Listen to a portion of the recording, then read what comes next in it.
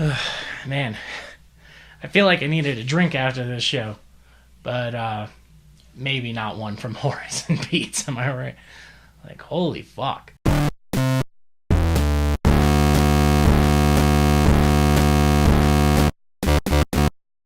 Kyle here, and today we're going to be reviewing Horace and Pete. Horace and Pete is a show by Louis C.K.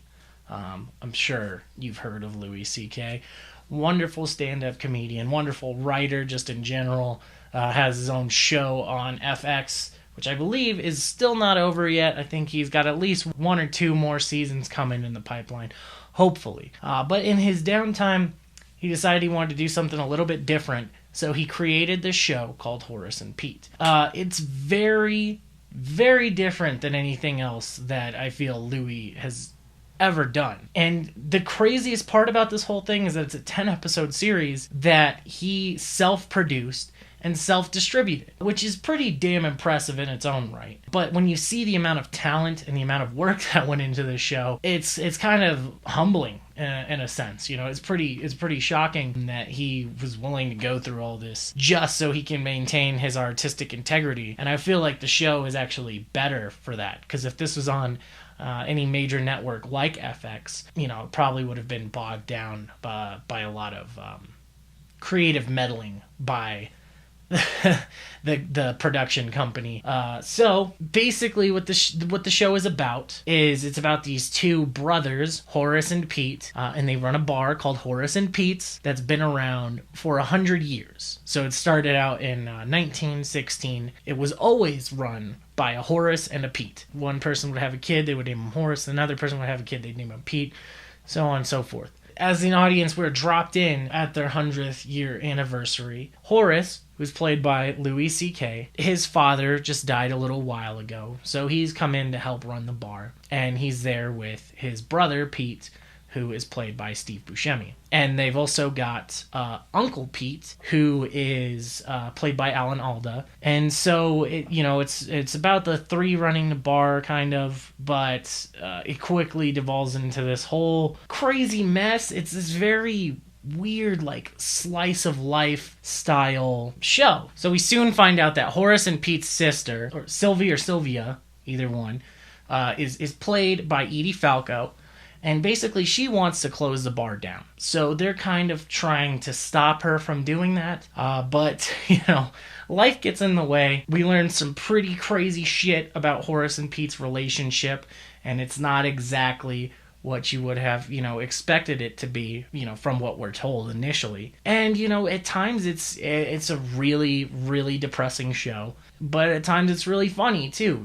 This show is going to make you cry. It's going to make you laugh. And it's just going to make you almost feel like a voyeur in their lives, which is especially interesting because the show is shot in a very untraditional style. Unlike most TV shows, it's a single camera. So, you feel like it's almost got this sitcom vibe, but no, it's more staged like a play almost. Mostly it almost feels like every episode is just one, continuous shot. Obviously, there's edits, but they're, pretty seamless. So you kind of just feel like you're sitting there at the bar in a conversation with these people, and you're kind of just subjected to sit there and listen to it, even if it's, really awkward and uncomfortable for everyone involved. And one of the other really interesting things about the formatting of this show is that not every episode is the same length. So, you've got episodes that are, an hour and 15 minutes almost, or, an episode that's only 30 minutes, which allows the story to take on a different shape than it normally would if it was on a normal network. So it feels less like the story arc is being shoehorned into the episode to fit the amount of time given. Rather, the time that it takes to finish the episode is dictated by the story, which is really nice because it's something that we don't see a lot anymore. So I thought that was really nice. By the way, the show is available to watch right now on Hulu because, like I said, it was self-distributed. So it was mainly through Louis C.K.'s email list. After a while, he decided to sell the rights to air it through Hulu. Now, if we're going to get a second season, that remains to be seen. But I would honestly say that the story is pretty self-contained within this one season. So if I saw another season, that would be great, but I'm not really 100% sure where it would go from here, you know. One of the big things is that the dialogue in this show, combined with the formatting that I mentioned, definitely gives off this really surreal and dreamlike vibe at times. There's this one episode in particular where this character is having a conversation, but it's less of a conversation, it's more like a monologue. It's like 15 minutes straight of this woman just looking into the camera and talking at you, and you don't know what's going on at all. And she's going off on these random tangents and just saying things that don't make any sense until we finally cut over and we see Horace talking to her from across the table. And it's really impressive because you're just sitting there like, what the fuck am I listening to? And it slowly unfolds. It's like this puzzle coming together. I can't even describe it. Like, you have to watch that episode because it's just kind of crazy how he made it work. And it's super non sequitur. It probably isn't essential to the rest of the story that's being told throughout the season.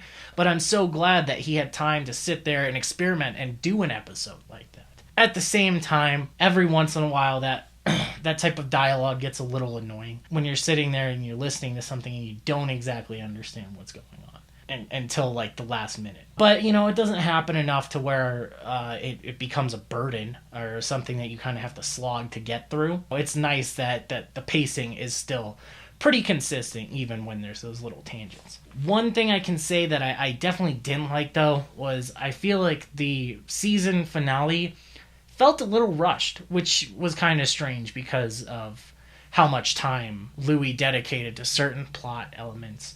I mean, that it's, you know, an hour-long episode, and there were 3 plot lines roughly that could have, you know, translated into at least 2 episodes, maybe even 3. So it kind of feels a little bit rushed.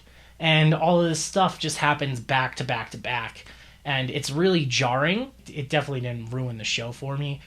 I was just like, yeah, well, that's kind of a bummer, and now it's just over. Also, one thing that I didn't like about the finale was we find out that Horace and Pete's dad was pretty abusive. Here's a kind of a minor spoiler, but, you know, they deal with it in the first episode.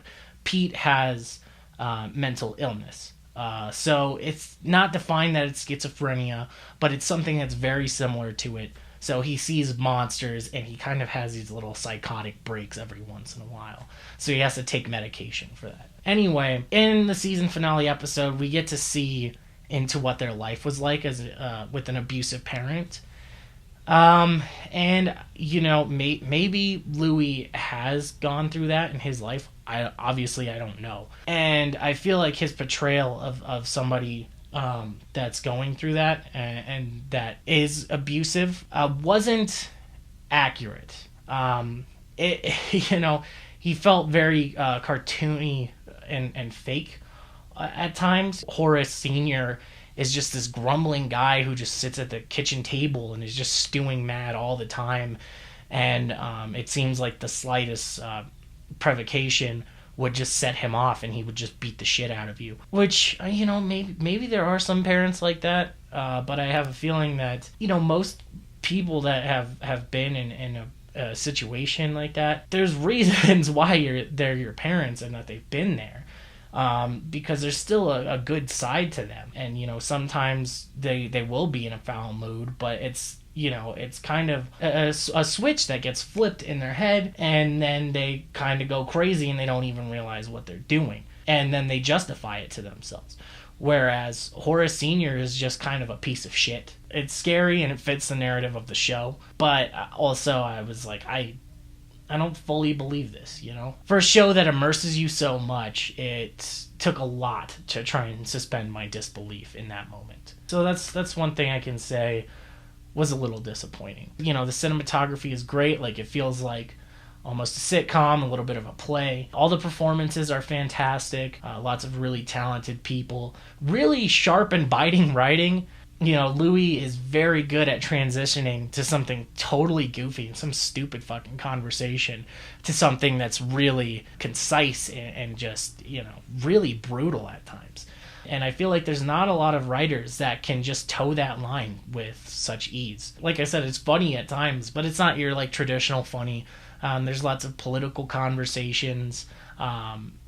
There's lots of really just fucking weird shit going on at the bar at times between the patrons. But it always just fits together really well. I would have to say that my final verdict for Horace and Pete is going to have to be a 7.5.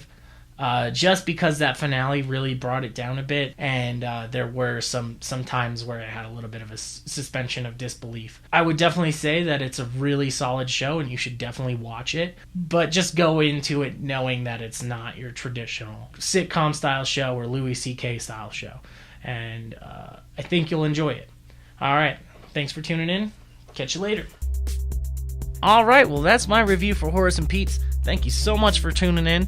If you liked the video, be sure to hit the like button. If you really liked it, be sure to hit that subscribe button. Also got links for 2 other videos down here, and hopefully I'll get at least 1 or 2 more reviews out this year, but I guess we'll see.